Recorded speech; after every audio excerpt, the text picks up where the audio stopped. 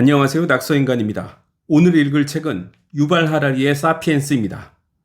너무 유명한 책이라서 제가 다시 반복할 필요가 있을까 싶습니다만은 저는 이 책의 조금 다른 측면에 주목해보고자 합니다. 바로 인류 역사의 공백입니다. 대부분의 역사책은 위대한 사상, 주요한 전투, 예술의 성취에 초점을 맞춥니다. 그리고 이에 따른 사회 구조의 변화와 제국의 흥망성쇠, 기술의 발견과 확산을 설명합니다. 그런데 이런 설명에 빠져 있는 것이 있습니다.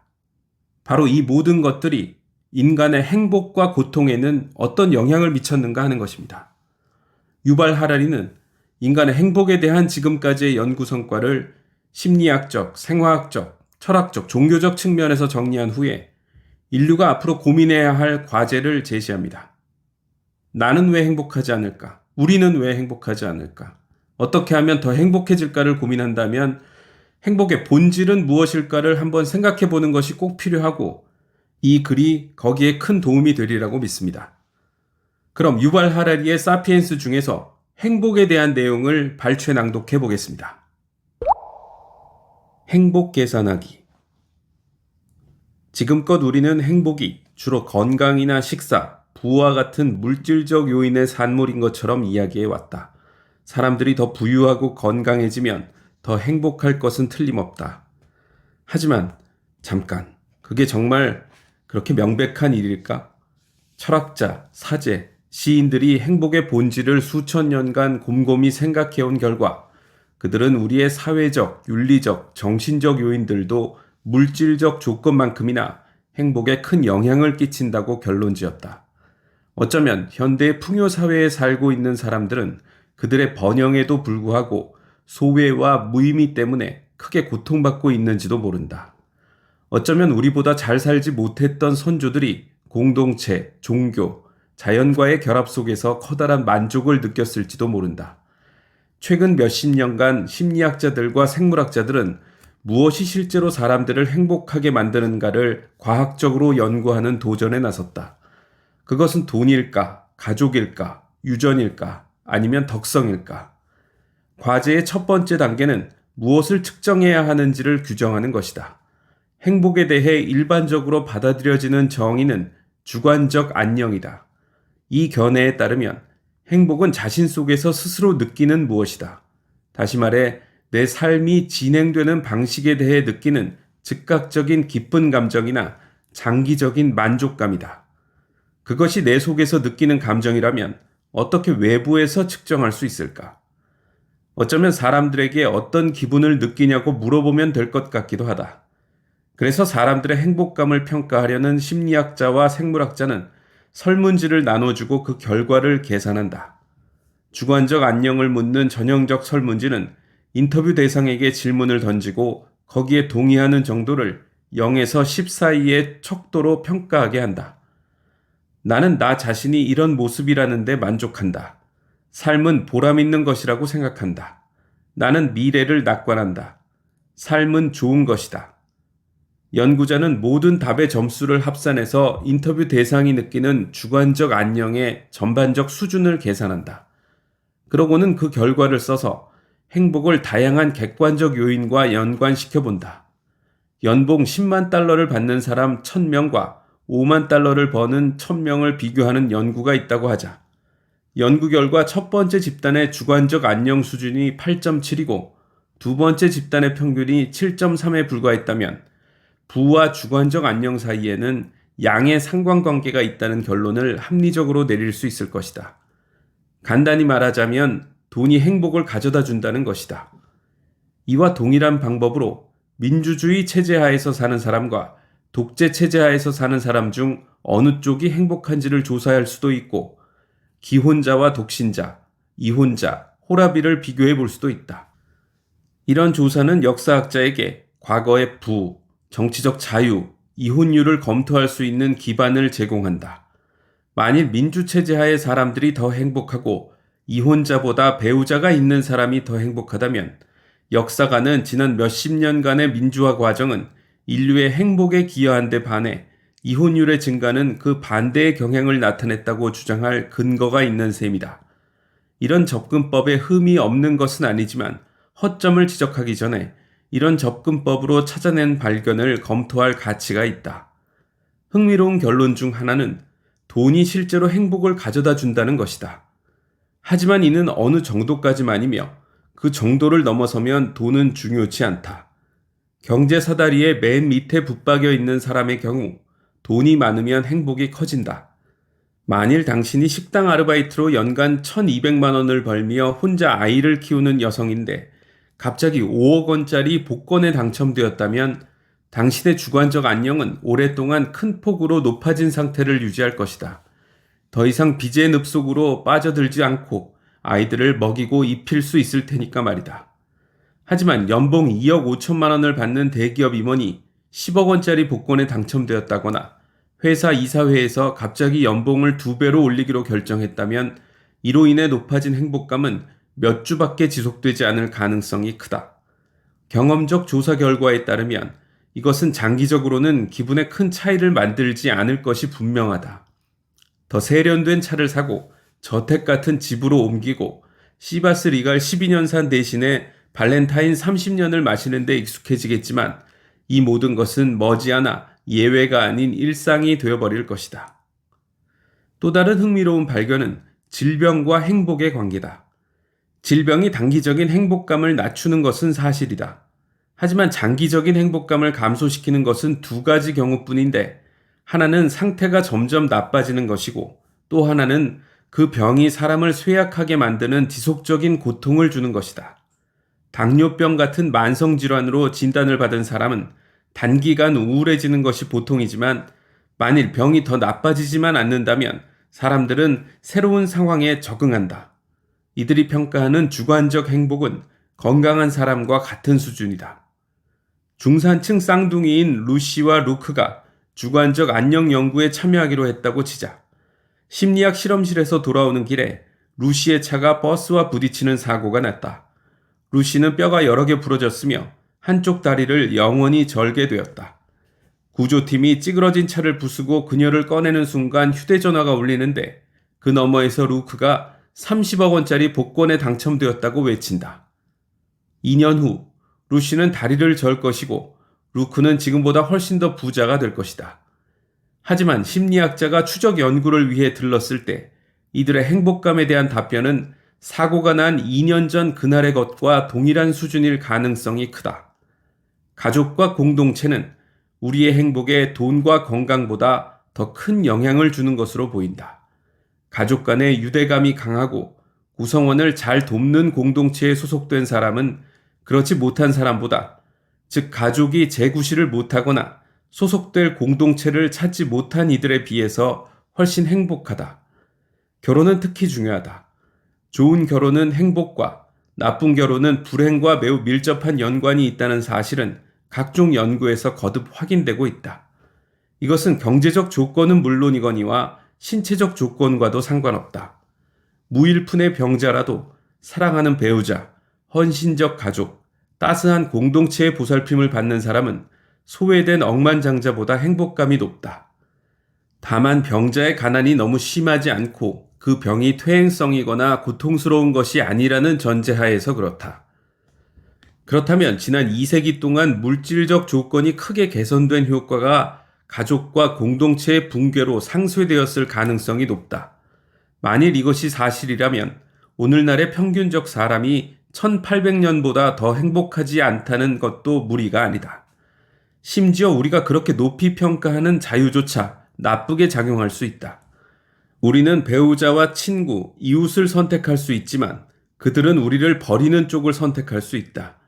개인이 각자의 삶의 길을 결정하는데 전례 없이 큰 힘을 누리게 되면서 우리는 남에게 헌신하기가 점점 더 힘들어진다. 그래서 우리는 공동체와 가족이 해체되고 다들 점점 더 외로워지는 세상에 살고 있다. 무엇보다 중요한 사실은 행복이 부나 건강, 심지어 공동체 같은 객관적 조건에 전적으로 좌우되는 것은 아니라는 점이다. 행복은 객관적 조건과 주관적 기대 사이의 상관관계에 의해 결정된다. 당신이 손수레를 원해서 손수레를 얻었다면 만족하지만 새 페라리를 원했는데 중고 피아트밖에 가지지 못한다면 불행하다고 느낀다. 복권 당첨이든 끔찍한 자동차 사고든 시간이 지나면 행복에 미치는 영향이 비슷해지는 것은 이 때문이다. 사태가 좋아지면 기대도 부풀게 마련이라 객관적 조건이 극적으로 좋아져도 불만일 수 있다. 상황이 나빠지면 기대가 작아지기 마련이라 심각한 질병에 걸린 사람이라도 행복감은 이전과 비슷할 수 있다. 이런 사실을 알기 위해 심리학자의 숱한 설문지가 필요하진 않다. 예언자, 시인, 철학자들은 수천 년 전부터 가진 것에 만족하는 것이 원하는 것을 더 많이 가지는 것보다 훨씬 더 중요하다는 사실을 알고 있었다. 그렇지만 현대의 연구조사 결과에서도 수많은 숫자와 도표의 뒷받침을 받아 옛사람들과 똑같은 결론이 나온다는 것은 좋은 일이다. 인간의 기대가 결정적으로 중요하다는 점은 행복의 역사를 이해하는 데 지대한 영향을 미친다.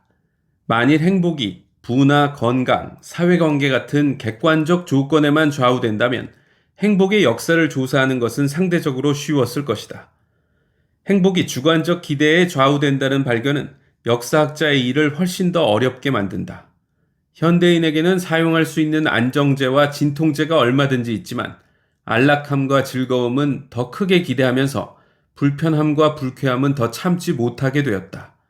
그 결과 우리가 선조들보다 더 많은 고통을 겪는다고 해도 무리가 아닐 정도다. 이런 생각의 노선을 받아들이는 것은 쉽지 않다. 문제는 우리의 정신 속에 깊이 박혀 있는 추론의 오류에 있다. 우리는 다른 사람이 현재 얼마나 행복한지 혹은 과거의 사람들이 얼마나 행복했는지를 추측하고 상상하려 할 때 우리 자신을 그들의 상황에 대입해 본다. 하지만 이런 방식은 정확하지 않다. 우리의 기대를 타인의 물질적 조건에 끼워 넣기 때문이다. 예컨대 현대의 풍요사회에서는 매일 샤워를 하고 옷을 갈아입는 것이 관습이다. 대조적으로 중세 농부는 몇 개월간 한 번도 씻지 못했으며 옷을 갈아입는 일은 거의 없었다. 불결하게 지독한 냄새가 나는 채로 사는 것은 우리 입장에서는 혐오감이 드는 일이지만 중세 농부는 개의치 않았던 것으로 보인다. 이들은 오랫동안 세탁하지 않은 셔츠의 촉감과 냄새에 익숙했다. 옷을 갈아입고 싶은데 그러지 못한 것이 아니었다. 이들은 자신들이 원하는 것을 가졌다. 적어도 의복에 관해서는 만족했다. 생각해보면 놀랄 일도 아니다. 무엇보다 우리의 침팬지 사촌은 평생 동안 씻는 일이 거의 없으며 옷도 갈아입지 않는다. 우리도 기르는 개나 고양이가 매일 샤워하거나 코트를 갈아입지 않는다고 해서 혐오감을 느끼기는커녕 거리낌 없이 이들을 토닥이고 끌어안고 입을 맞춘다. 풍요로운 사회의 어린이들도 샤워를 싫어하는 일이 흔하다. 다들 멋진 관습이라고 믿고 있는 샤워를 아이들이 받아들이게 만들려면 몇 년에 걸친 교육과 부모의 훈육이 필요하다. 이 모두가 기대의 문제다. 만일 행복이 기대에 의해 결정된다면 우리 사회를 바치고 있는 두 기둥, 대중매체와 광고산업은 지구의 만족 저장고를 생각지 않게 고갈시키는 중일 수도 있다. 만일 당신이 5,000년 전에 어느 마을에 사는 18세 젊은이라면 아마도 스스로 외모가 괜찮다고 생각할 것이다. 마을의 남자라고는 50명밖에 안 되고 대부분은 늙었거나 얼굴에 상처나 주름이 있으며 그렇지 않으면 아직 어린애이기 때문이다. 하지만 당신이 오늘날의 10대 청소년이라면 스스로 부적격자라고 느낄 가능성이 매우 크다. 설사 학교에서 만나는 다른 애들이 못생겼다 하더라도 그렇다. 당신은 그 애들과 비교하는 것이 아니라 TV나 페이스북, 대형 광고판에서 매일 보는 영화배우, 운동선수, 슈퍼모델과 비교할 것이기 때문이다. 그렇다면 제3세계의 불만은 단지 가난이나 질병, 부패나 정치적 압제뿐 아니라 제1세계의 규범에 노출된 탓이기도 하지 않을까? 평균적인 이집트인이 기아나 질병, 폭력으로 사망할 확률은 람세스 2세나 클레오파트라의 치하에서보다 호스니 무바라크의 치하에서 훨씬 더 낮다. 대부분의 이집트인에게 물질적 조건이 이토록 좋았던 시대는 또 없었다. 그렇다면 2011년 이들은 자신들의 행운에 감사하며 거리에서 춤을 추고 있었어야 하겠지만 사실 그들은 무바라크를 축출하기 위해 격렬하게 들고 일어났다. 이들은 자신을 파라오 치하의 선조들과 비교한 게 아니라 동시대 부유한 서방 국가 사람들과 비교했기 때문이다. 현실이 그와 같다면 심지어 영원한 생명도 불만으로 이어질 수 있다. 한번 상상해보자. 모든 질병을 고치는 치료법, 노화를 효과적으로 막아주는 요법, 젊음을 영원히 유지하는 회춘요법 등을 찾아냈다고 하자. 그 직접적인 결과는 분노와 불안이 사상 유례 없이 광범위하게 일어나는 현상일 것이다. 새로운 기적의 요법을 받을 돈이 없는 사람, 즉 대다수의 사람들은 격렬한 분노에 휩싸일 것이다. 역사를 통틀어 가난하고 압박받는 사람들이 스스로를 위안해온 것은 적어도 죽음만은 누구에게나 공평하게 찾아온다는 믿음이었다. 부자나 권력자도 죽을 수밖에 없다는 사실이었다.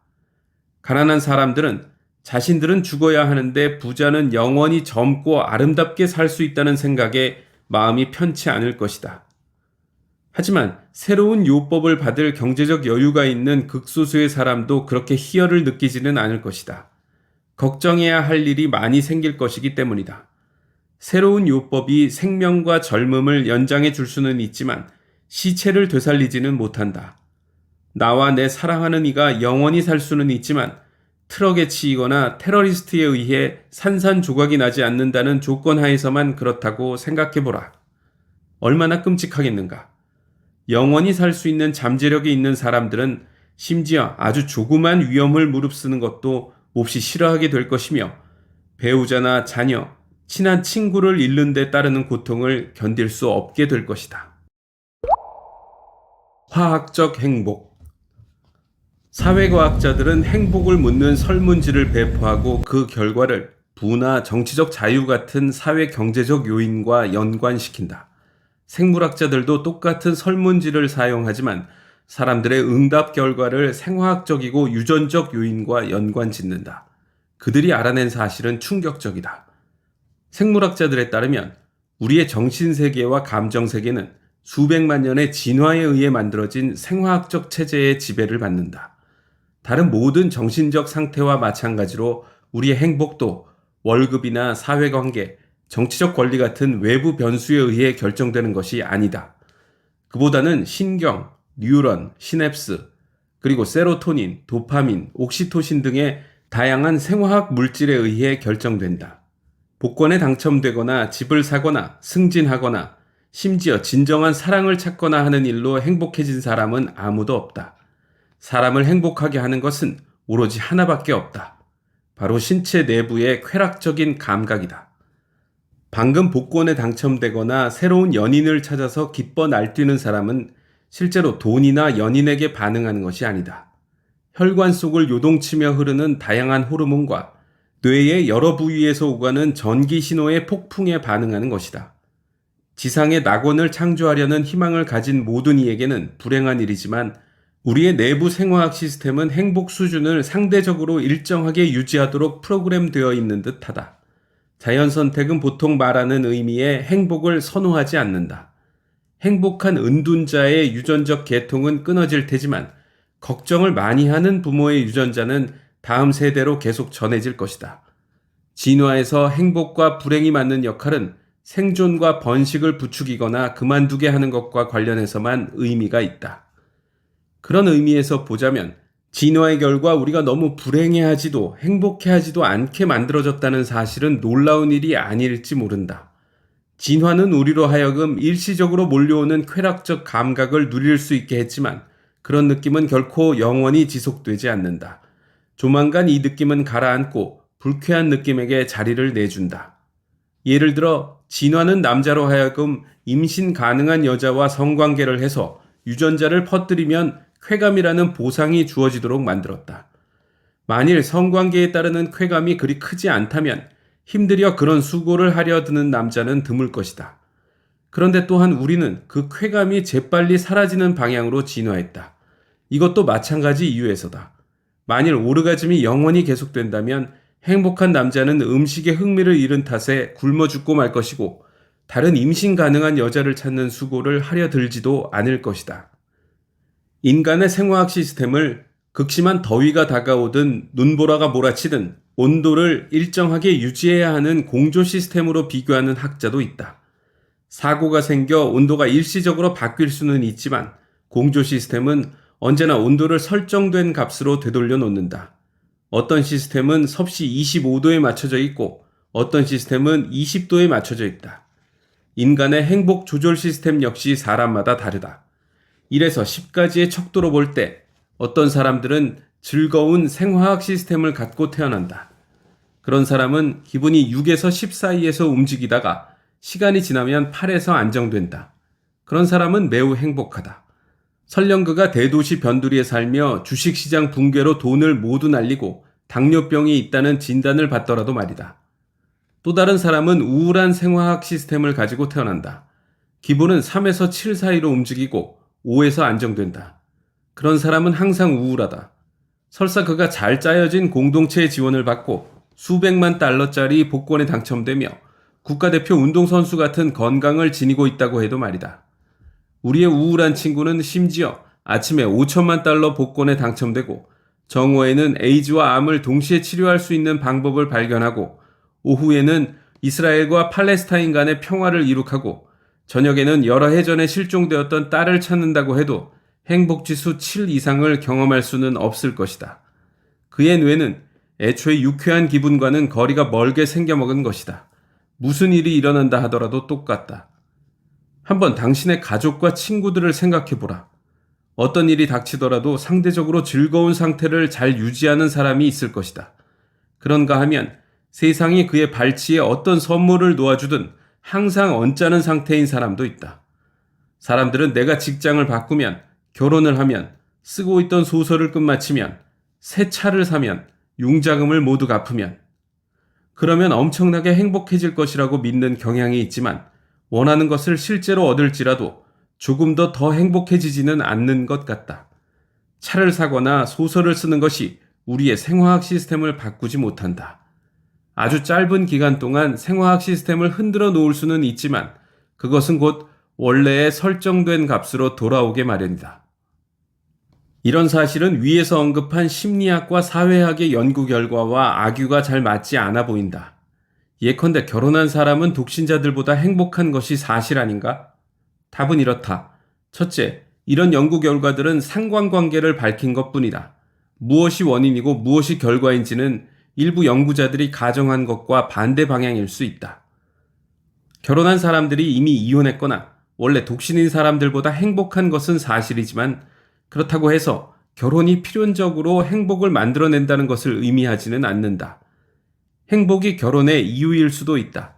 보다 정확히 말하자면 세로토닌, 도파민, 옥시토신이 결혼을 일으키고 유지하게 해주는 것일지도 모른다.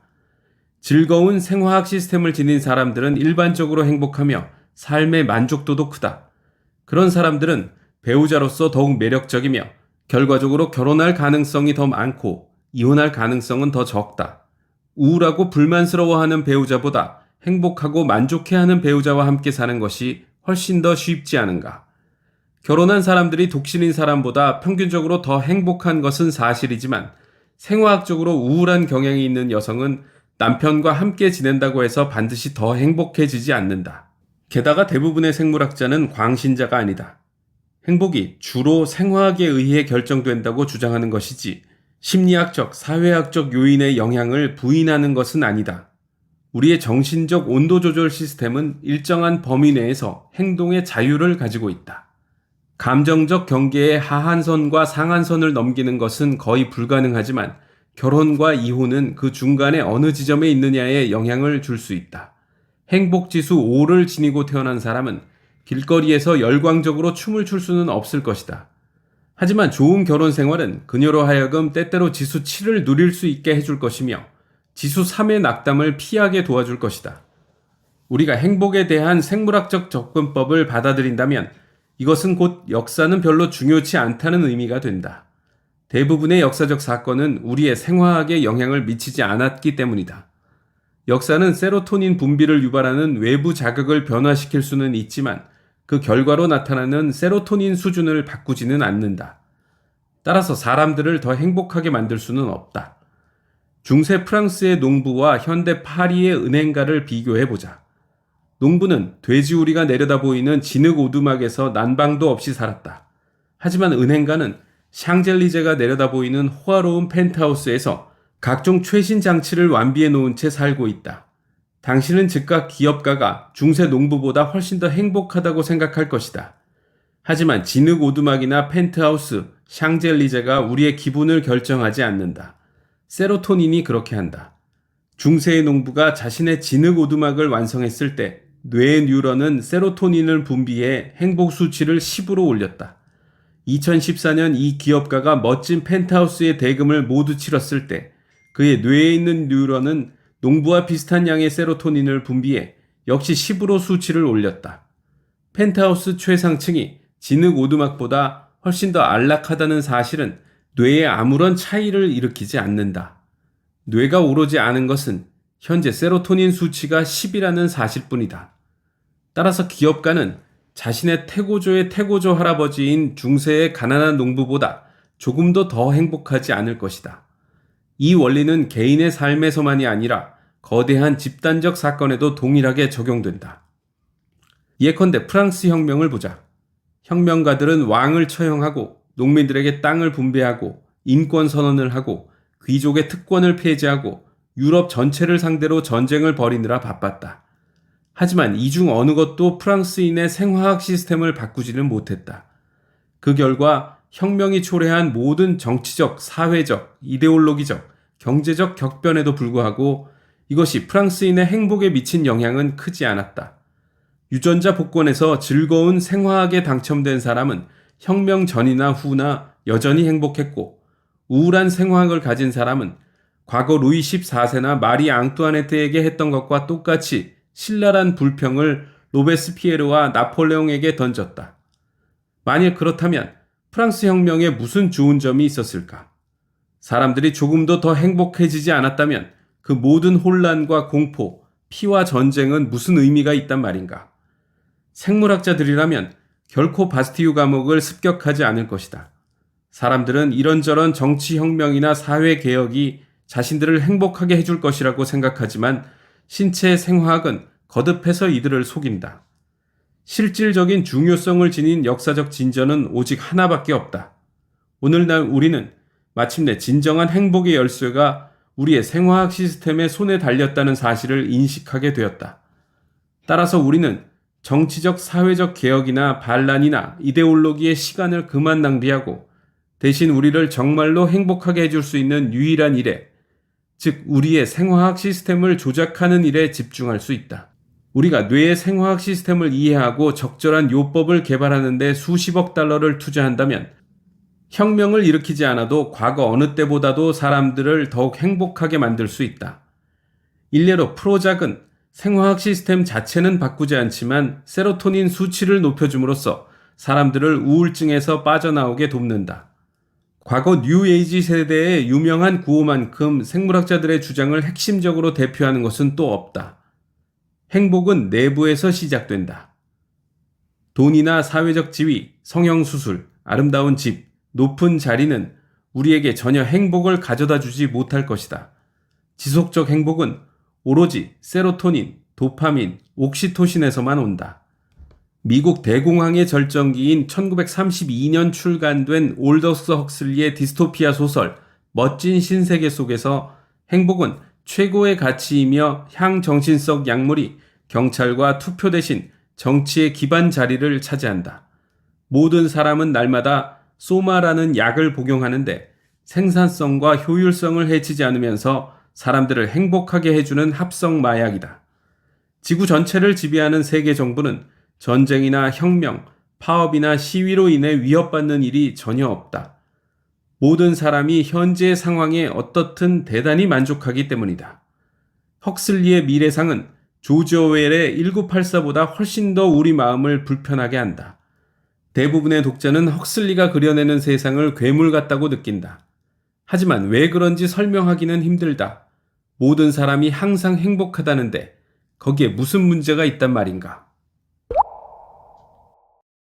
삶의 의미. 헉슬리가 그려낸 당황스러운 세계는 행복과 쾌감이 동일하다는 생물학적 가정을 기초로 하고 있다. 행복하다는 것은 쾌락적인 신체적 감각을 느낀다는 것과 다르지 않다. 우리의 생화학 시스템은 이 감각의 크기와 지속기간을 제한한다. 따라서 높은 수준의 행복을 일정 기간 이상 느끼게 하는 유일한 방법은 사람들의 생화학 시스템을 조작하는 것이다. 하지만 일부 학자들은 행복에 대한 이런 정의에 이의를 제기했다. 노벨 경제학상 수상자인 데니엘 카너먼은 사람들에게 하루의 일상적인 활동을 재평가하라고 요구해 보았다. 상황을 하나하나 떠올려가며 그때마다 자신이 얼마나 즐거웠는지 혹은 싫었는지를 평가하게 했다. 카너먼은 대부분의 사람들이 스스로의 삶에 대해 갖는 시각에서 역설처럼 보이는 현상을 발견했다. 아이를 양육하는 일을 예로 들면 즐거운 순간과 지겨운 순간을 평가하게 한 결과 양육은 상대적으로 불쾌한 일에 속하는 것으로 드러났다. 기저귀를 갈고 설거지를 하고 아이의 짜증을 달래는 일은 아무도 좋아하지 않는다. 그럼에도 대부분의 부모는 아이가 행복의 주된 원천이라고 말한다. 이것은 사람들이 무엇이 정말 자신에게 좋은지를 모른다는 뜻일까? 그럴 수도 있다. 또 다른 가능성은 행복이란 불쾌한 순간을 상쇄하고 남는 여분의 즐거움의 총합이 아니라 그보다는 개인의 삶을 총체적으로 의미 있고 가치 있는 것으로 바라보는 데서 온다는 것이다. 행복에는 중요한 인지적, 윤리적 요소가 존재한다. 우리는 스스로를 아기 독재자의 비참한 노예로 볼 수도 있고 사랑을 다해 새 생명을 키우고 있는 사람으로 간주할 수도 있다. 그 큰 차이를 결정하는 것은 우리의 가치체계다. 니체가 표현한 대로 만일 당신에게 살아야 할 이유가 있다면 당신은 어떤 일이든 견뎌낼 수 있다. 의미 있는 삶은 한창 고난을 겪는 와중이더라도 지극히 행복할 수 있다. 이에 비해 의미 없는 삶은 아무리 안락할지라도 끔찍한 시련이다. 삶을 분단위로 평가할 때 중세 사람들의 삶은 고되었던 것이 틀림없다. 하지만 이들이 죽음 뒤에 영원한 행복이 온다는 약속을 신봉했다면 자신의 삶을 현대 세속적인 사람들보다 훨씬 더 행복하다고 평가하는 것도 무리가 아니다. 현대의 불신자들은 장기적으로 보면 완전하고도 가치 없는 망각 외에는 기대할 게 없기 때문이다. 우리가 중세 사람들에게 당신의 삶 전체에 대해 만족하십니까? 라고 물었다면 이들은 주관적 행복의 수준이 매우 높다고 대답했을 것이다. 그렇다면 우리의 중세 조상들이 행복했던 것은 사후의 삶에 대한 집단적 환상 속에서 의미를 찾았기 때문이라는 말인가? 그렇다. 환상의 구멍을 뚫어 파괴하는 사람이 아무도 없는데 행복하지 않을 리가 없다. 우리가 아는 한 순수한 과학적 관점에서 볼 때 인간의 삶은 절대 아무런 의미가 없다. 인류는 목적이나 의도 같은 것 없이 진행되는 눈먼 진화 과정의 산물이다. 우리의 행동은 뭔가 신성한 우주적 계획의 일부가 아니다. 내일 아침 지구라는 행성이 터져버린다 해도 우주는 아마도 보통 때와 다름없이 운행될 것이다. 그 시점에서 우리가 아는 바로는 인간의 주관성을 그리워하는 존재는 없을 것이다. 그러므로 사람들이 자신의 삶에 부여하는 가치는 그것이 무엇이든 망상에 지나지 않는다. 중세 사람들이 자신의 삶에서 발견한 내세의 의미는 현대인들이 추구하는 인본주의적 혹은 민족주의적 의미보다 더 심한 망상이 아니었다. 어떤 과학자가 자신은 인간의 지식을 증가시킴으로 자신의 삶에 의미가 있다고 생각한다고 하자. 어떤 병사는 자신은 고향을 지키기 위해 싸움으로 삶에 의미가 있다고 하고 어떤 기업가는 새로 회사를 세우는 데서 자신의 의미를 발견한다고 하자. 이들이 찾는 의미가 중세 사람들이 경전을 읽거나 십자군 전쟁에 참전하고 새로운 성당을 짓는 데서 찾았던 의미보다 더 환상적인 것도 아니다. 그러므로 행복의 관건은 의미에 대한 개인의 환상을 폭넓게 퍼진 집단적 환상에 맞추는 데 있을지 모른다. 내 개인적 내러티브가 주변 사람들의 내러티브와 일치하는 한 나는 내 삶이 의미 있는 것이라 확신할 수 있으며 그 확신을 통해 행복을 찾을 수 있다. 이것은 꽤 우울한 결론이다. 행복은 정말로 자기 기만에 달려있는 것일까? 너 자신을 알라.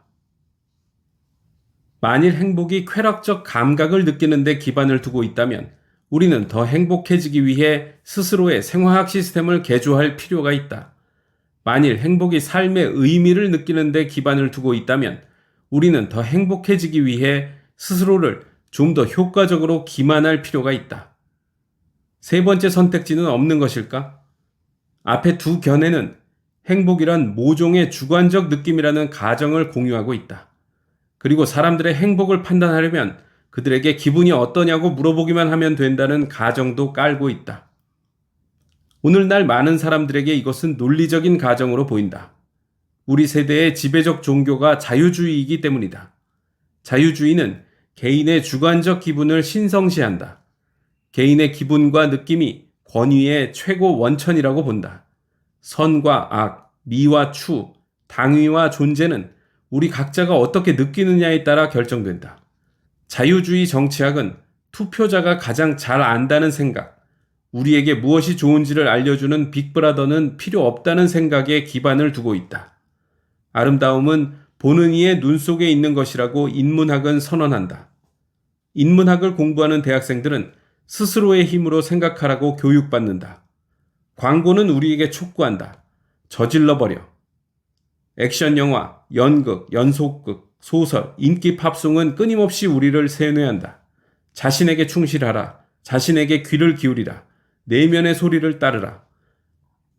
장자크 루소는 이런 견해를 가장 고전적으로 표현했다. 내가 좋다고 느끼는 것이 선이고 내가 나쁘다고 느끼는 것은 악이다. 유년 시절부터 이런 구호를 들으며 자란 사람들은 행복이 주관적 느낌이라고 믿기가 쉽고 자신이 행복한지 비참한지를 가장 잘 아는 것은 자신이라고 믿기 쉽다. 하지만 이런 견해는 자유주의의 특유한 것이다. 역사상 존재했던 대부분의 종교와 이데올로기는 선함과 아름다움, 당위에는 객관적인 척도가 존재한다고 말했다.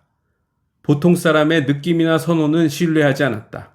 델포이의 아폴로 신전 입구에 새겨져 순례자들을 마주하는 글귀는 너 자신을 알라인데 이것이 함축하는 바는 보통 사람은 진정한 자신에 대해 모르며 따라서 진정한 행복이 무엇인지도 모른다는 것이다. 프로이트에게 물었다면 아마도 여기에 동의했을 것이다.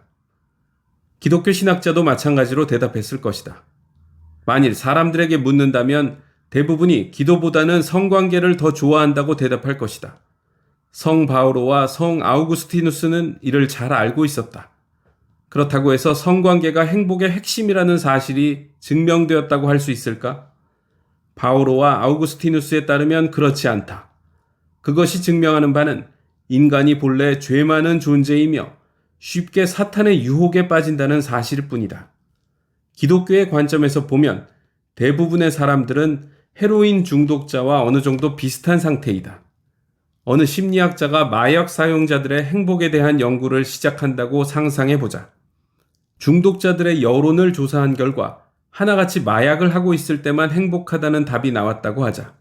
이 심리학자는 헤로인이 행복의 핵심이라고 단언하는 논문을 출간할 것인가? 주관적 느낌이 믿을 만한 것이 못 된다는 생각은 기독교만 가지고 있는 것이 아니다. 최소한 주관적 느낌의 가치에 대해서라면 찰스 다윈이나 리처드 도킨스도 성 바오로나 성 아우구스티누스와 같은 입장을 취할 수 있다. 이기적 유전자 이론에 따르면 자연 선택은 사람들로 하여금 유전자 복제에 좋은 행동을 선택하게 만든다. 설사 그 선택이 개체로서의 자신에게는 나쁜 결과를 가져온다고 해도 말이다. 사람뿐 아니라 모든 생명체가 그렇다. 대부분의 남성들은 평화 속에서 행복을 누리는 대신에 노동하고 걱정하고 경쟁하고 싸우며 삶을 보내는데 이들의 DNA가 자신의 이기적 목적에 따라 그렇게 조종하기 때문이다. 악마와 마찬가지로 DNA는 덧없는 기쁨을 이용해 사람들을 유혹하고 자신의 소나귀에 넣는다. 그 결과 대부분의 종교와 철학은 행복에 대해 자유주의와는 매우 다른 접근법을 취했다. 불교의 입장은 특히 흥미롭다. 불교는 행복의 문제를 다른 어떤 종교나 이념보다도 중요하게 취급했다. 불교도들은 지난 2500년에 걸쳐 행복의 본질은 무엇인가, 무엇이 행복을 가져다 주는가를 체계적으로 연구했다. 과학자들 사이에서 불교 철학과 명상법에 대한 관심이 점점 커져가는 이유가 여기에 있다. 행복에 대한 불교의 접근 방식은 생물학적 접근 방식과 기본적 통찰의 측면에서 일치한다.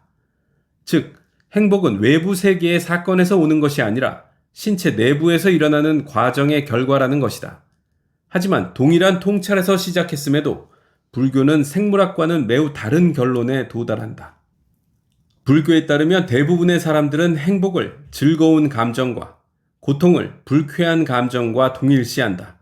그래서 자신의 느낌을 매우 중요시하며 점점 더 많은 즐거움을 추구하는 한편 고통을 피하려고 한다. 우리가 살아가면서 하는 모든 일은 다리를 긁든 의자에서 꼼지락거리든 세계 대전을 치르든 모두 그저 즐거운 감정을 느끼기 위한 시도에 지나지 않는다. 문제는 우리의 감정이 바다의 파도처럼 매 순간 변화하는 순간적 요동에 지나지 않는다는 데 있다. 5분 전에 나는 즐겁고 결의에 차 있었지만 지금 나는 슬프고 낙담해 있다. 그러므로 만일 내가 즐거운 감정을 경험하고 싶다면 불쾌한 감정을 몰아내면서 즐거운 감정을 끊임없이 추구해야 한다. 설령 한 번 그러는데 성공했다 해도 곧바로 모든 것을 다시 시작해야 한다. 그간의 노고에 대한 보상은 전혀 없다. 그토록 덧없는 보상을 받는 것이 뭐가 그리 중요한가? 나타나자마자 곧바로 사라지는 무언가를 달성하기 위해서 그토록 힘들게 분투할 필요가 무엇인가? 불교에서 번뇌의 근원은 고통이나 슬픔에 있지 않다. 심지어 덧없음에 있는 것도 아니다. 번뇌의 진정한 근원은 이처럼 순간적인 감정을 무의미하게 끝없이 추구하는 데 있다. 이 때문에 우리는 항상 긴장하고 동요하고 불만족스러운 상태에 놓인다. 이런 것을 추구하기 때문에 우리 마음은 결코 만족하지 못하고 기쁨을 느낄 때조차 만족스럽지 않다. 기쁜 감정이 금방 사라져버릴 것이 두렵고 이 감정이 이어져 더 강해지기를 갈망하기 때문이다. 사람들이 번뇌에서 벗어나는 길은 이런저런 덧없는 즐거움을 느끼는 것이 아니라 이 모든 감정이 영원하지 않다는 속성을 이해하고 이에 대한 갈망을 멈추는 데 있다. 이것이 불교 명상의 목표이다. 명상을 할 때는 자신의 몸과 마음을 깊이 관찰하여 모든 감정이 끊임없이 일어나고 사라지는 것을 목격하며 그런 감정을 추구하는 것의 덧없음을 깨달아야 한다. 그런 추구를 중단하면 마음은 느긋하고 밝고 만족스러워진다. 즐거움, 분노, 권태, 정욕 등 모든 종류의 감정은 계속해서 일어나고 사라지지만 일단 당신이 특정한 감정에 대한 추구를 멈추면 어떤 감정이든 있는 그대로 받아들일 수 있게 된다. 어쩌면 일어났을지도 모르는 무언가를 공상하는 대신에 지금 이 순간을 사는 것이다. 그 결과 완전한 평정을 얻게 된다. 평생 미친 듯이 쾌락을 찾아 헤매던 사람들은 상상조차 할 수 없는 수준의 평정이다. 그런 사람은 바닷가에 수십 년간 서 있으면서 모종의 좋은 파도를 받아들여 그것이 흩어져 버리지 못하도록 애쓰는 동시에 모종의 나쁜 파도는 밀어내어 자신에게 가까이 오지 못하게 만들려고 애쓰는 사람과 마찬가지다. 이 사람은 날이면 날마다 해변에 서서 무익한 노력을 거듭하면서 스스로의 마음을 괴롭힌다. 그러다 마침내 그는 모래에 주저앉아 파도가 마음대로 오고 가게 놔둔다. 얼마나 평화로운가. 현대의 자유주의적 문화의 입장에서 이런 사상은 너무나 낯설었다. 그래서 서구의 뉴에이지 운동은 불교의 통찰을 처음 대했을 때 이를 자유주의적 용어로 바꿔버렸다. 완전히 거꾸로 받아들인 것이다. 뉴에이지 문화는 주로 이렇게 주장했다. 행복은 외적인 조건에 좌우되는 것이 아니다. 오로지 우리 내면의 느낌에 좌우되는 것이다. 부나 지위와 같은 외적 성취에 더 이상 매달리지 말고 내면의 느낌에 귀를 기울여야 한다. 혹은 보다 간결하게 이렇게 주장했다. 행복은 내부에서 시작된다. 이것은 생물학자들의 주장과 정확히 일치하는 슬로건이다. 하지만 부처의 가르침과는 거의 반대라고 할 수 있다. 행복이 외적 조건에 달려있지 않다고 하는 점에서 부처의 생각은 현대 생물학이나 뉴에이지 운동과 궤를 같이 하지만 부처의 가장 심원하고 중요한 통찰은 따로 있다. 진정한 행복은 주관적 느낌이나 감정과도 무관하다는 점이다. 사실 우리가 스스로의 주관적 느낌을 중요하게 여기면 여길수록 우리는 더 많이 집착하게 되고 괴로움도 더욱 심해진다. 부처가 권하는 것은 우리가 외적 성취의 추구뿐 아니라 내 내면의 느낌에 대한 추구 역시 중단하는 것이다. 요약하자면 주관적 안녕을 묻는 설문은 우리의 안녕을 주관적 느낌과 동일시하고 행복의 추구를 특정한 감정 상태의 추구와 동일시한다. 많은 전통 철학과 불교를 비롯한 종교는 이와 반대되는 입장을 취한다. 행복을 얻는 비결은 자신의 진실한 모습을, 자신이 정말로 어떤 사람인지를 파악하는 데 있다는 것이다. 대부분의 사람들은 스스로의 감정, 생각, 호불호를 자신과 동일시하는데 이는 잘못이다. 이들은 분노를 느끼면 나는 화가 났다. 이것은 나의 분노다. 라고 생각한다. 그래서 그들은 어떤 감정을 피하고 또 다른 감정을 추구하느라 일생을 보낸다. 그들은 자신과 자신의 감정은 다르다는 것을 알지 못한다. 특정한 감정을 끈질기게 추구하는 행위는 자신을 고통스럽게 만드는 함정이라는 사실도 모른다. 만일 이것이 사실이라면 행복의 역사에 대한 우리의 이해 전체는 오도된 것일 수 있다. 사람들의 기대가 충족되었느냐의 여부, 쾌락적 감정을 즐기는가의 여부는 그리 중요하지 않을지도 모른다. 주된 질문은 사람들이 스스로에 대한 진실을 알고 있느냐 하는 것이다. 오늘날의 사람들이 고대의 수렵 채집인이나 중세 농부보다 이런 진실을 조금이라도 더 잘 이해하고 있다는 증거가 있을까? 과학자들이 행복의 역사를 연구하기 시작한 것은 최근의 일이다. 우리는 아직 초기 가설을 만들어내고 적절한 연구 방법을 찾는 단계에 머무르고 있다. 확고한 결론을 채택하고 논의를 마무리 짓기에는 너무 이르다. 논의는 아직 시작조차 되지 않았다. 중요한 것은 서로 다른 수많은 접근법을 되도록 많이 알고 올바른 질문을 던지는 것이다. 대부분의 역사서는 위대한 사상가의 생각, 전사의 용맹, 성자의 자선, 예술가의 창의성에 초점을 맞춘다.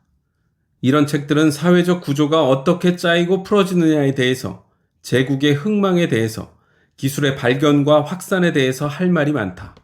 하지만 이 모든 것이 개인들의 행복과 고통에 어떤 영향을 미쳤느냐에 대해서는 아무것도 말해주지 않는다. 이것은 우리의 역사 이해에 남아있는 가장 큰 공백이다. 우리는 이 공백을 채워나가기 시작해야 할 것이다.